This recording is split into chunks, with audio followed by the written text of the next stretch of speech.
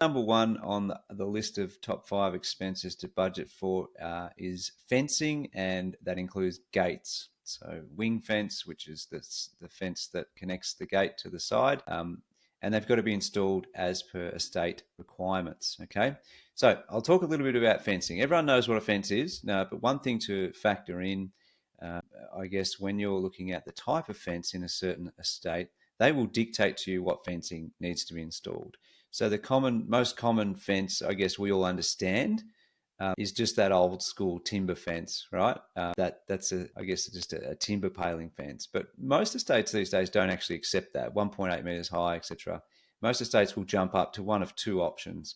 One is a COLORBOND fence, which is the metal COLORBOND fence requirement, and the other one, which I find is more common, Darren, is actually what's called capped timber paling fencing, and exposed posts. Okay, so it just looks a little bit nicer, and it's basically got a flat surface on the top, which is what the capping refers to, and it just costs a little bit more.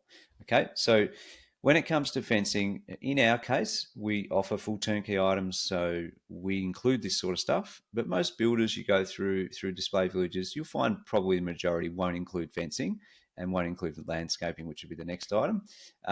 Now, one thing I want to highlight, Darren, about fencing is depending on who you're going through, in most cases, you don't pay for the full share of the fence. You really are responsible for the half share of the fence. Okay, so what that means is if you have like a builder like us who includes it, your half is covered, okay? Not the neighbour's half. So in the event that we can't get a hold of your neighbour and they can't contribute their half of the fence, you will be paying for their half separately, which is not priced up front. It's something that you will have to get priced down the track. You'll have to pay for it, and then you'll go around to your neighbour's door, you'll knock on them and say, hello, you owe me 50% of the fence. Here's the invoice that I paid. Now, whether that's through a company like ours or you're doing it directly with a fencing company yourself, they will attempt to contact the neighbour, usually a few times, and this sort of special permission. You can jump onto a council, that's you only, can jump onto a council website, type in the name, like your details, and it will give you the name, usually the first initial, and then the surname, and then the address of your neighbouring properties of the, oh, I nearly knocked the water bottle over, of the like your neighbour's details, and you'll be able to give that to your fencing company, and they can issue a letter saying, "Hey, contribute the 50% base." Okay, so that's one definitely. I think that all day, every day, Darren, that's something to be factored in. If fencing's already up, you can expect that knock on your door instead. Okay, so just be mindful of that.